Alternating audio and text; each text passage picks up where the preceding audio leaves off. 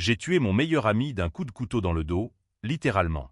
Ce n'était pas de la colère, mais de la justice, une lame froide qui a transpercé les mensonges accumulés comme des années de vintègre dans une cave oubliée de Paris.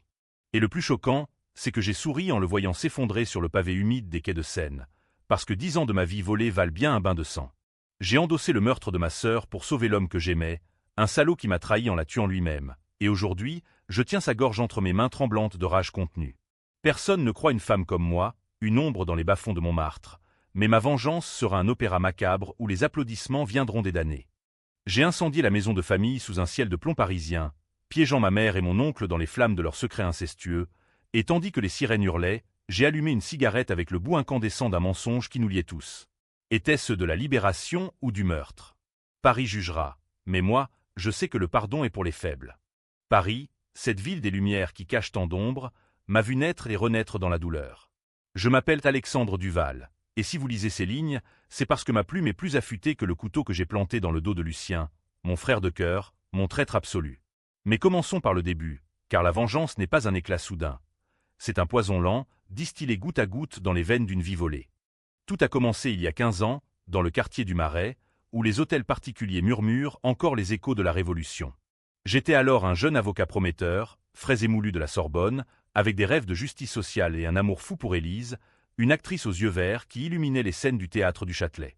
Lucien, mon meilleur ami depuis l'enfance, était le troisième pilier de notre triangle, un journaliste charismatique, toujours un verre de Bordeaux à la main, avec ce sourire qui désarmait les suspects les plus endurcis. Nous vivions dans un appartement haussmannien surplombant la place des Vosges, un havre de luxe modeste financé par nos ambitions respectives. Les soirées s'étiraient en discussions enflammées sur Balzac et les injustices du monde, arrosées de vin et de rires complices. Élise était le centre de notre univers. Elle dansait nue dans notre salon au petit matin, sa peau pâle comme le marbre des statues du Louvre, et nous, Lucien et moi, nous prosternions devant sa grâce éphémère. Mais les fissures apparurent subtilement, comme les premières gouttes de pluie sur les toits de zinc parisiens. Lucien avait un secret, un vice qu'il cachait derrière ses articles acérés au Figaro. Il jouait gros aux courses de Longchamp, des dettes qui s'accumulaient comme des nuages noirs au-dessus de la tour Eiffel. Il m'en parla un soir, ivre et penaud, jurant sur notre amitié qu'il allait s'en sortir. « Alex, tu es mon frère. Prête-moi de quoi redresser la barre. » J'ai puisé dans mes économies, sans un mot de reproche, parce que l'amitié, en France, est sacrée comme un serment sous la flamme du souvenir. Puis vint le vol. Une affaire banale, un client véreux, un promoteur immobilier corrompu que je défendais pro bono, disparut avec un sac de bijoux volés lors d'une soirée au Ritz. Les flics débarquèrent chez nous à l'aube, menottes au clair, et trouvèrent les pierres précieuses planquées dans notre cave. Lucien avait tout manigancé pour rembourser ses dettes. Il avait utilisé nos clés communes, notre adresse comme repère. Mais quand les enquêteurs me pressèrent, Élise pleura, Lucien balbutia, et moi. Moi, j'avouai. C'est moi. J'ai besoin d'argent pour payer les dettes de jeu de mon ami. Un mensonge colossal, une loyauté mal placée. Le procès fut un cirque médiatique. Les tabloïds titraient « L'avocat déchu du Marais » et les juges, ces gardiens austères de la République, me condamnèrent à 12 ans pour recel et complicité. Lucien témoigna contre moi, les larmes aux yeux, jurant qu'il ignorait tout. Alexandre a toujours été impulsif, votre honneur. Élise, ma Élise, resta silencieuse, ses yeux verts voilés de culpabilité. Je la vis une dernière fois avant le transfert à Fresnes. Protège-la, Lucien. Elle est tout pour moi. Il hocha la tête, et je crus en cette promesse comme un enfant en Père Noël sous les guirlandes des Champs-Élysées. La prison fut un enfer baudelairien, un séjour aux enfers où les jours se fondaient en une bouillie grise. Fresnes, avec ses murs suintants et ses codétenus tatoués de croix de Lorraine fanée, m'apprit la patience de la pierre. Je lisais voracement, Proust pour les souvenirs perdus, Camus pour l'absurde de mon sort, et je sculptais ma rage en silence. Les rumeurs filtraient par les visites sporadiques. Lucien avait épousé Élise 6 mois après mon incarcération. Un mariage civil à la mairie du 4e arrondissement, suivi d'une lune de miel à Deauville. Elle portait ma bague, transformée en alliance. Les lettres d'Élise arrivèrent d'abord comme des baumes. Je t'attends, mon amour. Lucien est un frère pour nous. Puis elle se raréfièrent, remplacées par des cartes postales anodines de Lucien. On pense à toi. Tiens bon. Mais un jour, un codétenu, un ancien flic radié pour corruption, me glissa un journal froissé. Une photo, Lucien et Élise, radieux, à une première au Palais Garnier.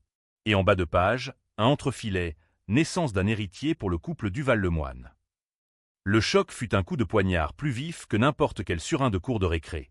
J'avais endossé le crime pour les protéger, pour qu'Élise ne soit pas éclaboussée par le scandale, et voilà qu'ils construisaient leur empire sur mes ruines.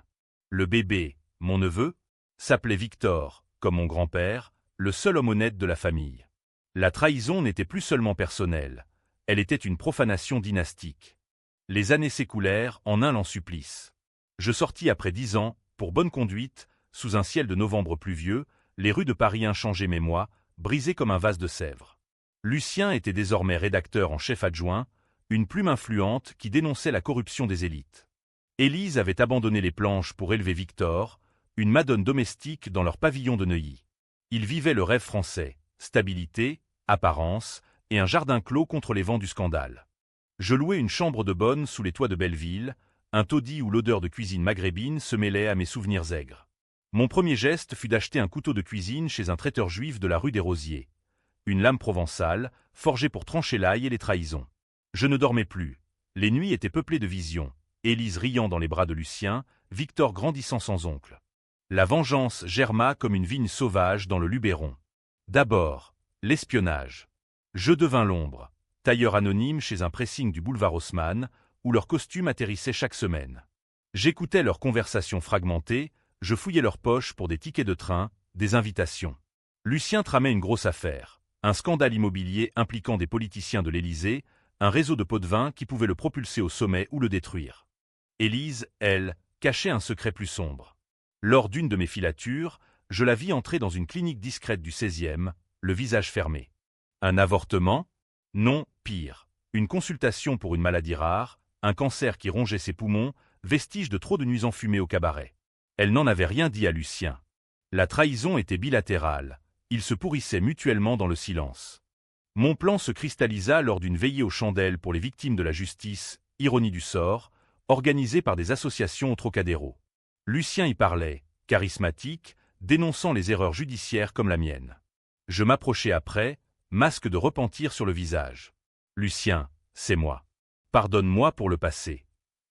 Ses yeux s'écarquillèrent, puis il m'étreignit, des larmes sincères. Alex, mon frère, viens dîner demain. Élise sera ravie. Le dîner fut un théâtre absurde. Leur maison de Neuilly, avec ses moulures Louis XV et son piano à queue où Élise avait jadis chanté pour moi. Victor, 8 ans, me dévisagea comme un fantôme. Papa dit que tu es un héros injustement puni. Lucien servit du Châteaubriand saignant, Élise du Bourgogne millésimé. Les conversations glissèrent sur la pluie et le beau temps, mais sous la table, ma main serrait le manche imaginaire du couteau. Ce soir-là, je rentrai à Belleville avec un dossier volé de la table de Lucien. Des documents sur le réseau immobilier, des noms, des chiffres. La mèche était allumée. Ma vengeance ne serait pas brute. Elle serait française, raffinée, un ballet de mensonges où chacun danserait jusqu'à la chute. Les jours suivants furent un tourbillon de préparation, un rituel presque religieux dans la moiteur de ma chambre de bonne. Paris, avec ses métros bondés et ses cafés enfumés, devint mon allié complice. Je me fondais dans la foule des terrasses de la rue de Rivoli, observant Lucien siroter son expresso au Flore, son téléphone collé à l'oreille pour négocier avec des ombres en costume 3 pièces. Il était au cœur du scandale. Un promoteur, un certain Duval, ironie du nom, un homonyme lointain, blanchissait de l'argent via des HLM fantômes à la périphérie de la ville. Lucien avait les preuves, mais il hésitait, parce que le réseau touchait des amis haut placés, des socialistes recyclés en lobbyistes. J'utilisais mes anciennes connexions d'avocat pour infiltrer le milieu. Un ancien collègue, Pierre, désormais clerc au palais de justice, me prêta un bureau discret. Là, je forgeais des faux, des emails incriminant Lucien comme complice, des transferts bancaires falsifiés montrant qu'il touchait des enveloppes. Pas pour le détruire financièrement, trop vulgaire, mais pour le noyer dans le doute, le faire douter de sa propre intégrité, comme il m'avait fait douter de la mienne en prison. Élise fut ma seconde cible, plus délicate, plus intime. Je l'approchai sous un prétexte charitable, une association pour les anciens détenus que j'avais rejointe. Elle présidait un comité à Saint-Germain-des-Prés, distribuant des paniers repas aux SDF sous les arcades du Louvre. Alexandre, quel plaisir de te voir réhabilité. Ses yeux verts, autrefois si vifs, étaient ternis par la maladie. Une toux sèche la secouait quand elle croyait être seule. Je lui offris mon aide, et elle accepta, touchée par ma rédemption. Nos après-midi devinrent des confessions voilées. Au jardin du Luxembourg, sous les statues de Verlaine, elle avoua son cancer. Stade 3, Alex. Les médecins parlent de chimio, mais Lucien. Il est si occupé avec son article. Je hochais la tête, feignant l'empathie, tandis que mon cœur hurlait de triomphe amer. Elle avait trahi notre amour pour sa carrière à lui, et maintenant, la mort la rattrapait comme une amante jalouse. « Pourquoi ne lui dis-tu pas » demandai-je doucement. Il me verrait faible. Et Victor, il a besoin d'une mère forte. Le secret d'Élise devint mon levier. Je glissai des indices anonymes à Lucien. Une note dans sa boîte aux lettres, « Ta femme cache plus que des regrets ». Il devint parano, ses yeux scrutant les ombres des boulevards. Lors d'un dîner familial que j'invitai, ma revanche subtile, la tension crépita comme un feu d'artifice raté le 14 juillet. Victor jouait du violon, un air mélancolique de Debussy, et Lucien, un peu éméché, explosa. « Alex, tu sais quelque chose sur Élise ? Elle est distante ces temps-ci. » Je souris, innocent, peut-être le poids des années. Comme notre amitié, non. La nuit, seul, je revivais les trahisons en boucle. En prison, j'avais appris un art sombre, la manipulation psychologique, enseignée par un codétenu, un ex-psychiatre condamné pour maltraitance. La vengeance, c'est éroder l'âme avant le corps, me disait-il en fumant des gauloises illicites. J'appliquai la leçon. J'envoyai à Élise des fleurs anonymes, des roses noires de chez un fleuriste de la rue du Faubourg Saint-Honoré, accompagné d'un billet « Les secrets tuent plus vite que le cancer ». Elle paniqua, me confia son effroi lors de notre prochaine rencontre. Qui peut savoir? Lucien soupçonne une liaison. J'eus pitié un instant, l'ancienne flamme, mais la rage l'emporta. Confronte-le. La vérité libère. Lucien, de son côté, lutta contre ses démons.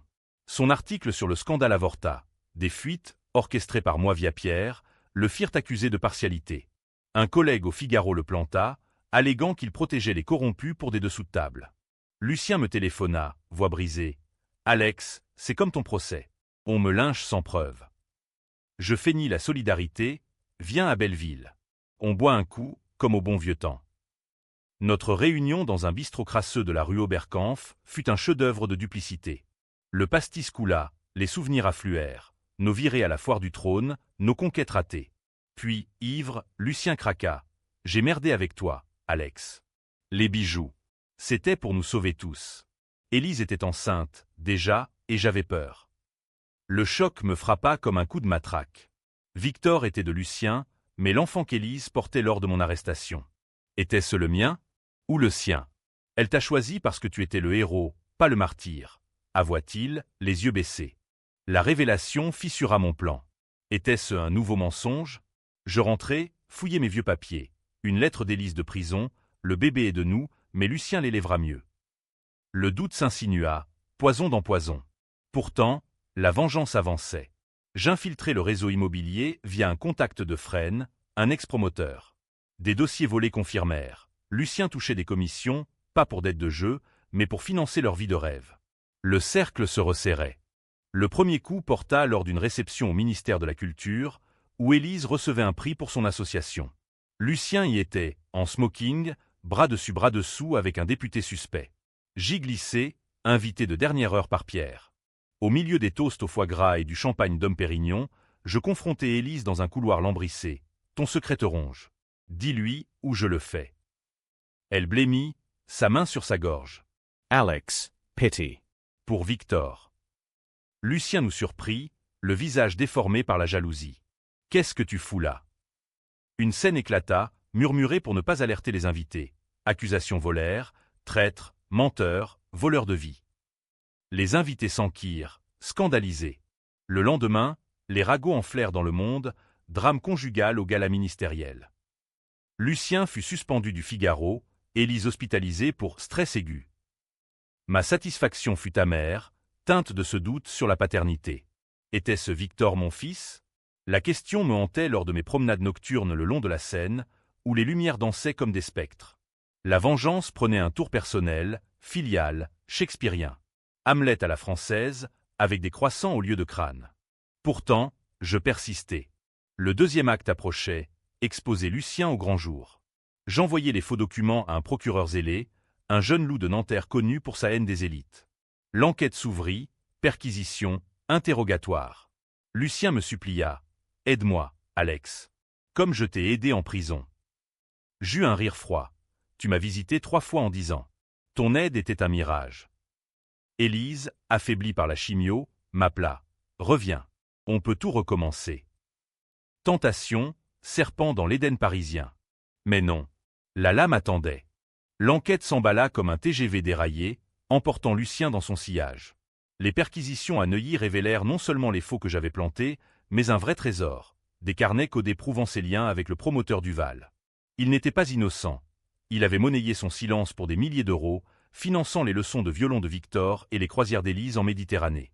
C'était pour la famille, se défendit-il lors de son audition, voix chevrotante retransmise à la radio France Inter. Paris bruissait de rumeurs, les cafés des Champs-Élysées en étaient remplis, le journaliste intègre, incorrompu. Je savourais ça depuis mon perchoir à Belleville, commandant des falafels chez un Libanais pour fêter chaque coup. Mais la culpabilité rampait, insidieuse. Élise, entre deux chimios à l'hôpital Saint-Louis, m'écrivait des SMS désespérés. Lucien est perdu. Victor demande après toi. Viens. Je résistais, mais une nuit, je craquai. J'entrai dans la chambre d'hôpital sous un faux nom, infirmier bénévole. Elle était frêle, perruque de travers, peau jaunâtre comme un vieux parchemin. Alex. Tu es là. Ses larmes coulaient, et elle agrippa ma main. Le cancer. C'est ma punition. Pour t'avoir abandonné. Les aveux affluèrent. La grossesse était la mienne, mais paniquée par le scandale, elle s'était tournée vers Lucien, stable, protecteur. Il a forcé le mariage, m'a promis de t'attendre, mais la solitude. Un viol émotionnel, une manipulation. Et le meurtre que j'avais endossé? Non, les bijoux étaient son idée à lui, pour nous piéger tous les deux, me sacrifier comme bouc émissaire.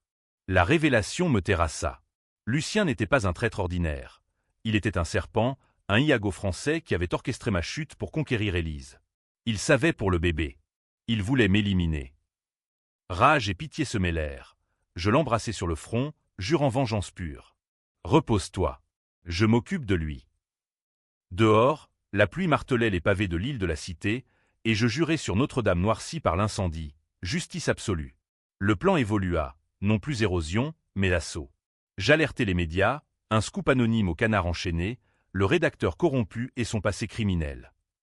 Les détails de mon propre crime refirent surface, mais twist. J'étais la victime, gérant innocent piégé par un ami. L'opinion publique bascula, libéré Alexandre tranda sur les réseaux, un cirque moderne. Lucien fut inculpé, assigné à résidence à Neuilly sous bracelet électronique. Il me contacta via un avocat commun. Rencontrons-nous. J'ai des infos sur Élise qui te briseront. Curiosité ou piège? Je fixai le rendez-vous dans un parc isolé de Vincennes, au crépuscule, où les cerfs errants rappelaient les chasses royales d'antan. Il arriva, amaigri, barbe naissante, l'air d'un dandy déchu. « Assieds-toi, frère. » Nous nous installâmes sur un banc moussu, face au lac miroitant. Ces mots tombèrent comme des pierres. Élise n'est pas malade. C'est un bluff pour l'assurance vie. Elle simule pour toucher le pactole et filer avec un amant. Mensonge? Vérité? Il sortit une photo. Élise, radieuse, dans un café de la rue de Bussy avec un jeune acteur, sans perruque, riant librement. Le choc me paralysa. Ma vengeance, bâtie sur sa souffrance supposée, s'effritait. Était-ce un contre-coup de Lucien, sa lueur matoise habituelle? Pourquoi me le dire maintenant? Demandai-je, voix rauque. Parce que tu es comme moi, Alex. Un survivant. On peut s'allier contre elle. Elle nous a trahis tous les deux. Son offre puait le soufre. Une alliance contre l'amour perdu? Mais le doute s'insinua, et je partis sans répondre, l'esprit en tumulte. La nuit porta conseil empoisonné. J'infiltai l'appartement de Neuilly, clé dupliquée lors d'une ancienne visite, et fouillai les tiroirs d'Élise. Des pilules placebo, des factures d'acteurs payées en liquide. Le cancer était faux, une arnaque pour fuir avec son amant, un bellâtre de 25 ans rencontré aux auditions. La trahison ultime. Non seulement elle m'avait quitté, mais elle simulait la mort pour renaître ailleurs, laissant Lucien et moi dans les ruines. La rage devint ouragan. Au lieu d'une lame discrète, je préparais un spectacle, exposer Élise publiquement. J'envoyais les preuves, photos, factures à un tabloïd People, Paris Match. Le lendemain, une double page, l'actrice factice, cancer bidon pour évasion amoureuse. Le scandale éclata, pire que l'affaire Benalla. Élise fut internée pour dépression, son amant démasqué, Lucien libéré sous caution mais ruiné moralement. Il me téléphona, hystérique. « C'est toi? Tu as détruit ma vie. » Je ris, froid, comme tu as détruit la mienne. Mais attends, ce n'est que l'entracte. Victor, le pauvre gosse, fut placé en foyer temporaire, pleurant dans les bras d'assistante sociale. Était-il mien? Un test ADN anonyme, commandé via Pierre, confirma, oui, mon sang. La paternité, ce fil rouge sanglant. Le masque tombait pour tous. Lucien tenta le suicide, une overdose ratée de somnifères dans sa baignoire de marbre. À l'hôpital, il balbutia des confessions. J'ai tué ton client, le promoteur des bijoux. Pour l'argent et pour te tester. Tu as endossé, prouvant ta loyauté. Puis Élise. Je l'ai prise parce qu'elle pleurait ton absence. Un monstre ou un fou? Ses lancements de face, ses revirements, me donnaient le vertige. Il passait de victime à bourreau en un clin d'œil, un caméléon des âmes. Ma propre âme se fissurait. Étais-je meilleur? Ma vengeance, ce plan machiavélique, divisait déjà l'opinion. Certains me voyaient justicier, d'autres vengeurs sanguinaires. Sur X, anciennement Twitter, Vengeance Duval polarisait, Alexandre est un héros français. Contre il est pire que ses victimes. Pourtant, je pressais. Le couteau attendait, aiguisé dans ma chambre. Bientôt, le climax. Le climax approcha sous un ciel doux orageux, Paris étouffant dans sa canicule comme un amant trop possessif. Lucien, sorti de l'hôpital, m'invita à une trêve dans leur pavillon de Neuilly, désormais vide d'Élise, partie en cavale avec son amant vers la Côte d'Azur, laissant des dettes et un mot laconique. Pardonnez-moi. J'étouffais. Victor était chez une tante en Normandie, épargné pour l'instant. J'acceptais, le couteau dissimulé dans ma ceinture, un poignard provençal gravé de motifs arabesques, acheté chez un antiquaire de la rue de Birague. La maison, autrefois bastion de leur hypocrisie, puait l'abandon, vaisselle sale dans l'évier, journaux froissés sur le salon. Lucien m'accueillit en robe de chambre, whisky à la main, les yeux injectés de sang. Entre, frère. Finisserin. Nous nous assîmes à la table de la salle à manger, éclairée par une unique lampe art déco, jetant des ombres élongatèdes comme dans un film de Clouzot. Il versa du cognac, Louis XIII, le meilleur millésime. À nos péchés. Ces mots étaient un monologue fiévreux, il avoua tout. Le vol des bijoux, sa vengeance contre moi, pour une vieille rivalité amoureuse au lycée, où j'avais volé une fille. Le mariage avec Élise, un calcul pour hériter de ma loyauté. Le cancer fictif, il l'avait su et couvert, pour la manipuler en retour. Nous sommes des marionnettistes, Alex. Mais toi, tu tires les fils maintenant. Ces revirements me désorientaient. D'un instant à l'autre, il passait de la confession abjecte à la camaraderie, toast en l'air. Reprenons Neuilly ensemble. Pour Victor, ton fils. Décision controversée. Il proposait une alliance finale, divisant le lecteur, pardonner pour le sang partagé ou frapper pour l'honneur perdu. Mon cœur balançait, la lame lourde contre ma hanche. Dehors, l'orage gronda, éclairs zébrant le ciel au-dessus de la scène invisible. La tension montait, électrique. Lucien se leva, titubant. Élise revient ce soir. Elle a appelé. On peut la confronter, tous les trois. Mensonge? Page? Je le vis dans ses yeux, la lueur matoise, le serpent prêt à mordre. Il sortit un pistolet de son tiroir, un reliquat de chasse familiale, et le posa sur la table. Pour nous protéger d'elle. Ou de toi. Le moment suspendu, un opéra wagnérien en miniature. Je bondis, l'âme au clair, mais il fut plus rapide, me plaquant contre le mur. Lutte fratricide. Point, juron en français pur. Salaud. Frère. Traitor. Le couteau trancha son bras, s'engiclant sur les tapisseries fleuries. Il riposta d'un coup de crosse, ma lèvre éclatée, goût de fer et de trahison. Nous roulâmes au sol, haletant, et là, dans la poussière, il murmura « Tue-moi. C'est ce que tu veux. » Mais Victor saura que son père est un meurtrier. Les sirènes hurlèrent au loin. Voisins alertés, la décision controversée. Je lâchai la lame, aidai Lucien à se relever. Pas comme ça. Pas encore. Nous bandâmes sa plaie avec des serviettes de bain, une trêve absurde, riant nerveusement comme des gamins après une bagarre de cour. Élise arriva effectivement, taxi claquant la porte, valise à la main.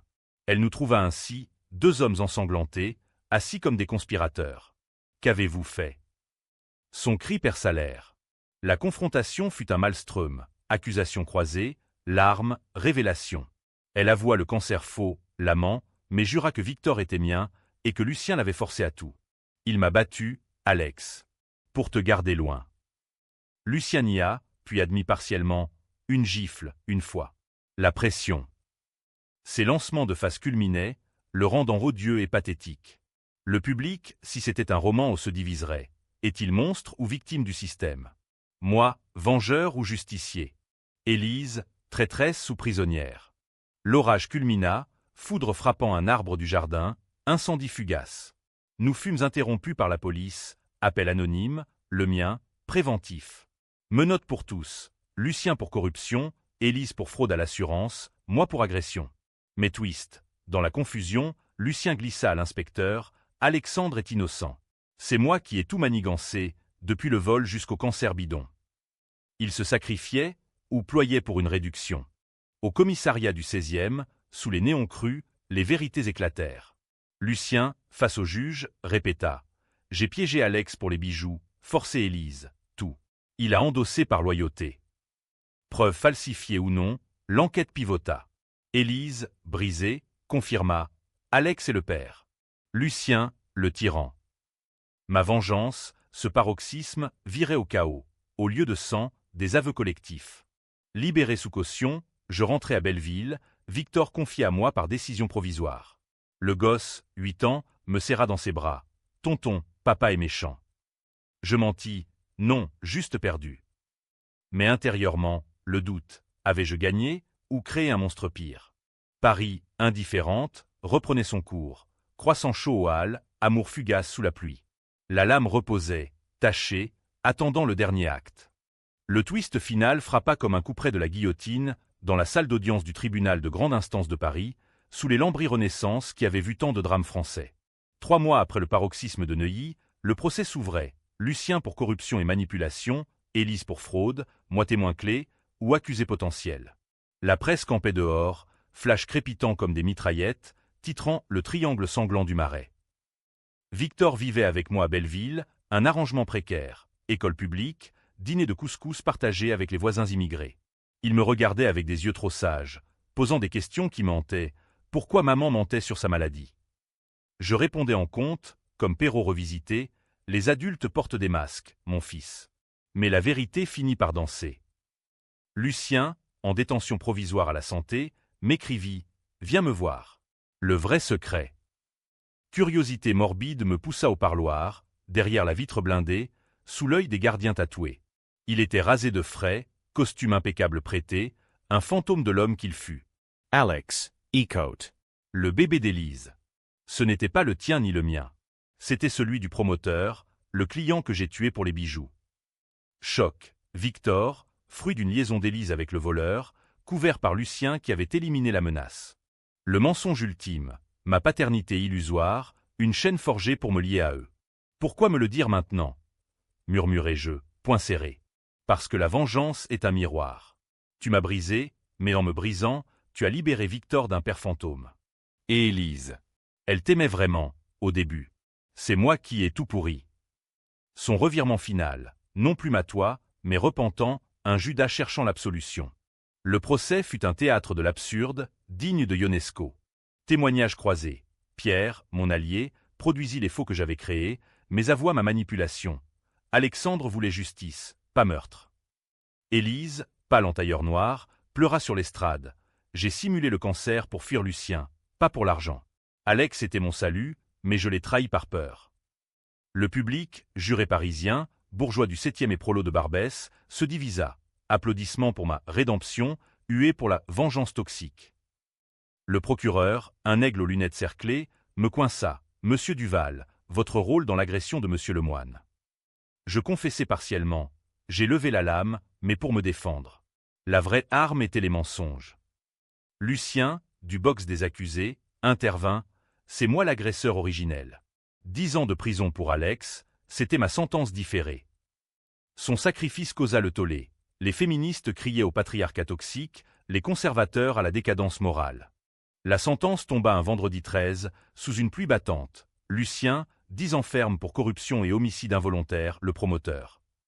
Élise, sursis avec thérapie, perdant la garde de Victor.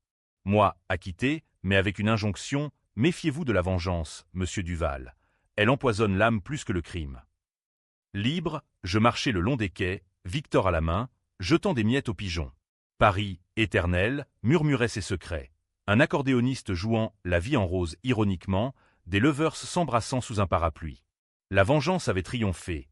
Lucien payait, Élise errante, mais à quel prix? Victor, apprenant la vérité sur son origine lors d'une discussion maladroite avec sa tante, me confronta. « Tu n'es pas mon père. Pourquoi m'as-tu gardé ?» Le choix final, controversé, je lui dis tout, sans phare. Parce que l'amour n'est pas du sang, fiston. C'est choisir de réparer ce qui est brisé. Il pleura, mais resta, et nous partîmes pour un nouveau départ. Un petit appartement à Montmartre, près du Sacré-Cœur, où les artistes peignent des rêves inachevés. Était-ce un happy end? Ou BKCH, avec Lucien pourrissant à la santé, Élise vagabonde dans les ruelles de Nice, hantée par ses masques? Le twist, cette paternité volée, laisse le lecteur en débat. Ai-je vengé ou perpétué le cycle? Paris ne juge pas. Elle observe, boit un café et passe à la suite. Aujourd'hui, Victor joue du violon sous les platanes, et je, Alexandre, écris ces lignes comme une confession. La lame repose dans un tiroir, rouillé. La vengeance? Un vin trop corsé, qui laisse un arrière-goût de cendre. Mais si Lucien sort un jour, eh bien, les vieux amis se retrouvent toujours, n'est-ce pas? Fin.